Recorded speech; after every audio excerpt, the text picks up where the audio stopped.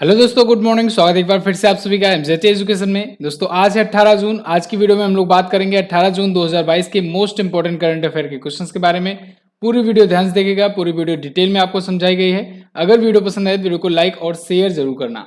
Channel पर नए आए हो, चैनल को सब्सक्राइब करो, बेल आइकन को प्रेस करो, जिससे आने वाली वीडियोज का नोटिफिकेशन आप तक पहुंचता रहे। दोस्तों अनअकैडमी लाया है आप लोग के लिए गवर्नमेंट एग्जाम स्कॉलरशिप टेस्ट।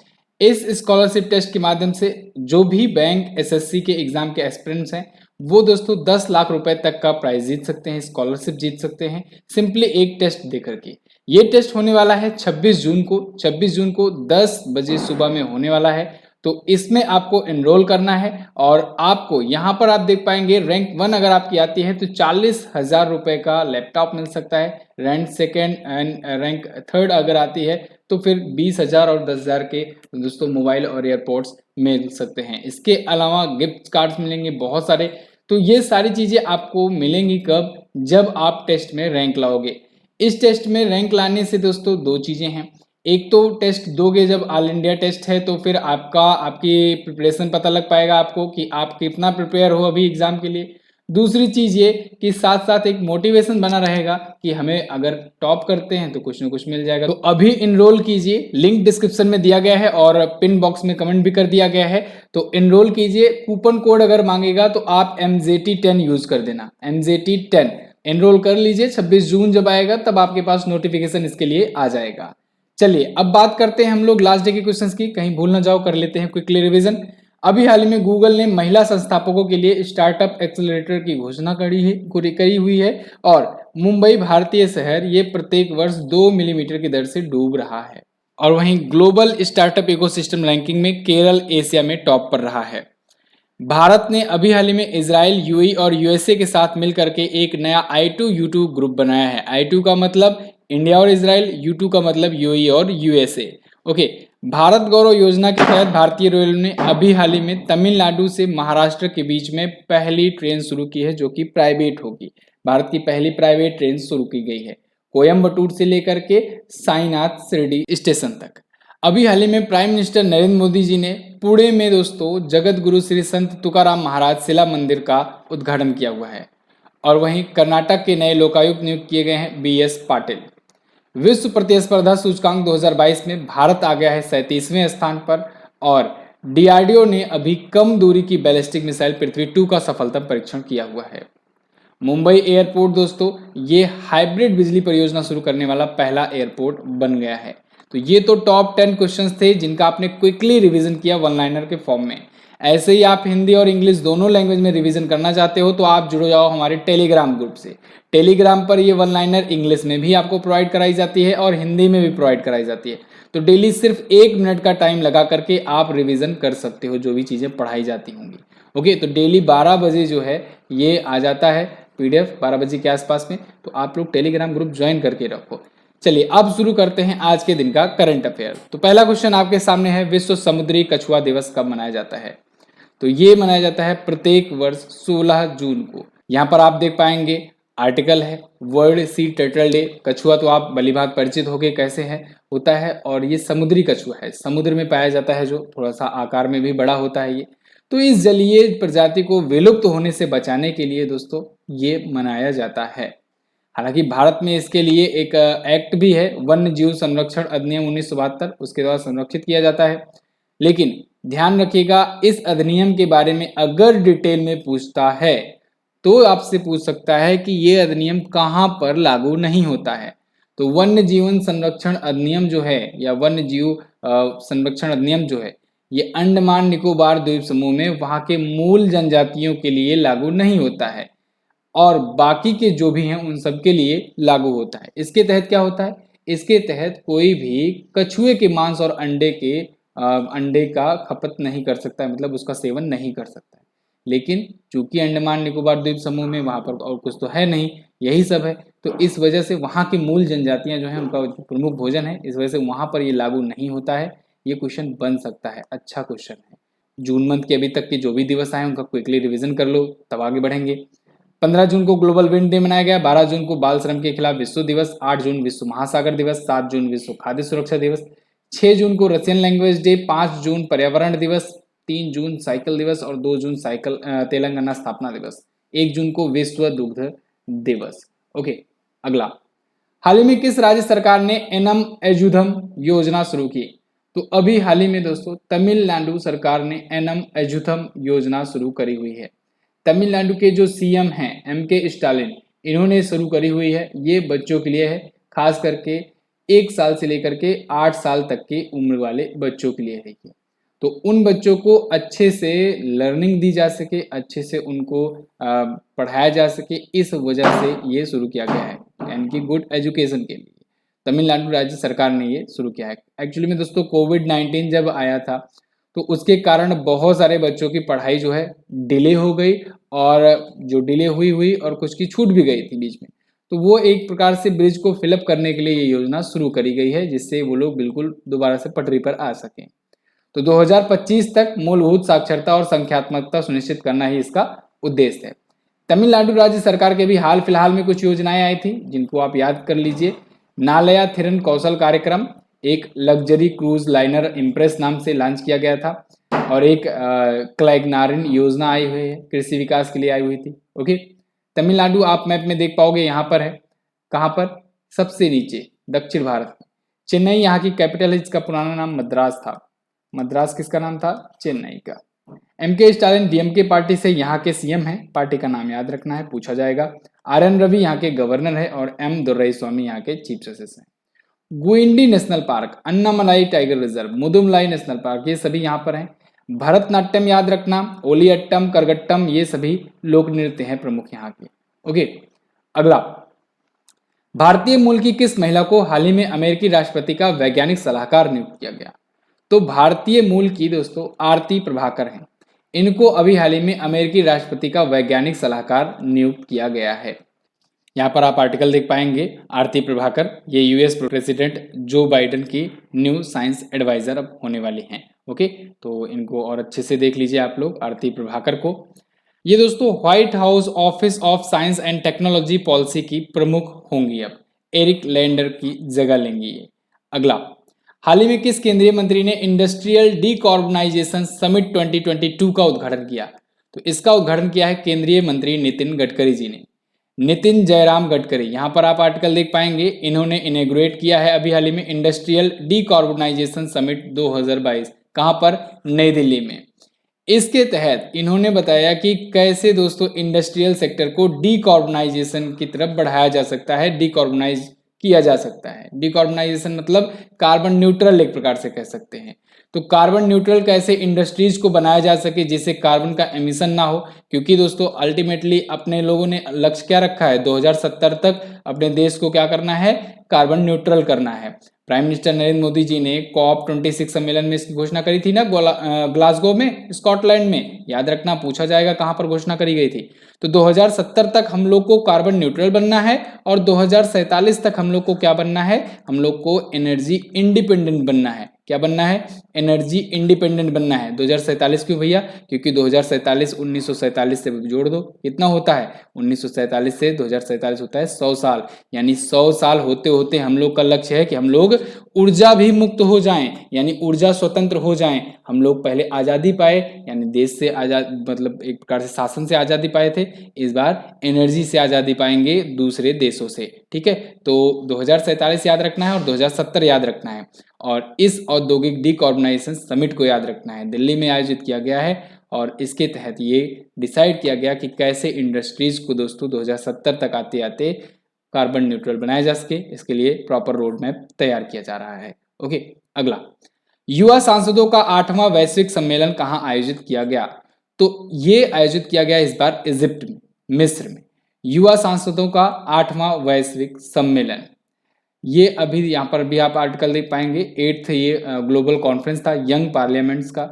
ठीक है, अब इसमें इंपॉर्टेंट ये है कि भारत से कौन गया था? तो भारत से गए थे दोस्तों एस फांगोन कोन्याक। कौन? एस फांगोन कोन्याक। ये नागालैंड की राज्यसभा के लिए संसद के रूप में चुनी गई हैं, और पहली महिला हैं ये चुनी जाने वाली। ठीक है ना, नागालैंड राज्यसभा संसद के लिए, तो इसलिए इनका नाम आपको याद रखना है, एस फांगोन कोन्याक। तो ये इंडिया को रिप्रेजेंट करने गई हुई हैं। युवा सांसदों का ये 8वां वैश्विक सम्मेलन है, मिस्र के शर्म अल शेख में ये आयोजित किया गया। किसके द्वारा?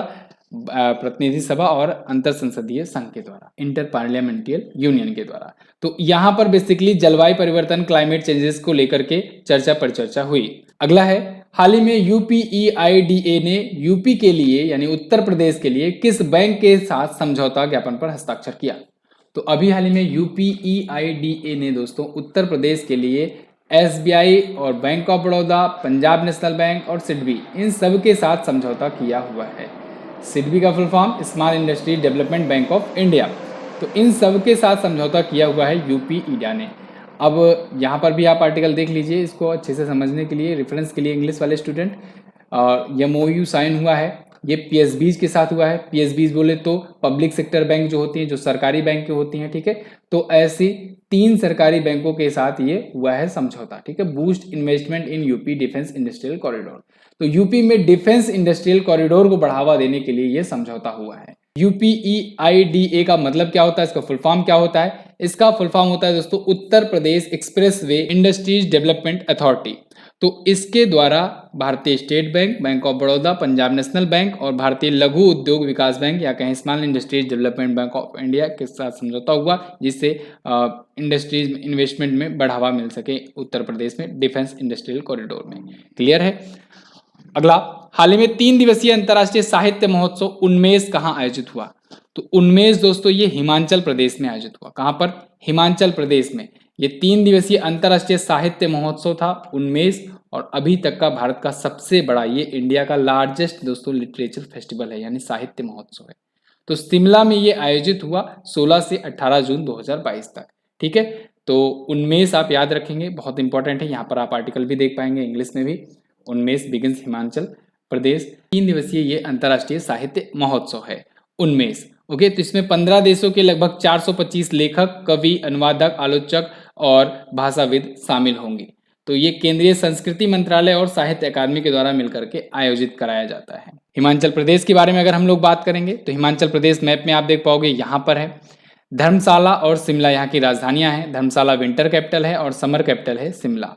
जयराम ठाकुर दोस्तों बीजेपी पार्टी से यहाँ के करंट टाइम पर सीएम है। गवर्नर है Rajendra Vishwanath Arlekar. Okay, great Himalayan national park, Pin valley national park यहाँ पर है, याद रखेंगे आप, इंपॉर्टेंट है। और इसके अलावा जिलों की संख्या 12 है दोस्तों। और ये अपना बॉर्डर किससे किससे शेयर करता है? उत्तराखंड से, यूपी से भी शेयर करता है, हरियाणा, पंजाब, लद्दाख और जम्मू कश्मीर से भी बॉर्डर शेयर करता है। अच्छा, एक और इन्फॉर्मेशन, कल दोस्तों ग्रुप डी एग्जाम का जीएस स्पेशल बैच लॉन्च हो चुका है आपके लिए। जीएस और साइंस का स्पेशल बैच, ये जबरदस्त बैच है दोस्तों। एनटीपीसी सीबीटी 2 में झंडे गाड़ने के बाद अब ग्रुप डी की बारी आई है। आप लोग की डिमांड पर ग्रुप डी का बैच लॉन्च कर दिया गया है। समय बहुत कम बचा है, 1 से 1.5 महीने में आपका एग्जाम अनाउंस हो जाएगा। तो आपको ग्रुप डी के लिए बेहतरीन तैयारी करनी होगी, ठीक उसी तरीके से एनटीपीसी सीबीटी 2 में जैसे आपने किया। यकीन मानो दोस्त, एनटीपीसी सीबीटी 2 में जो पेड बैच लिए थे वो 42 से लेकर के 48 तक स्कोर करके आए हैं जीएस सेक्शन में, ठीक है। तो ये है क्वालिटी। कारण ये है कि मैंने एक नई स्ट्रेटेजी अपनाई हुई थी आप लोग को तैयार करवाने की।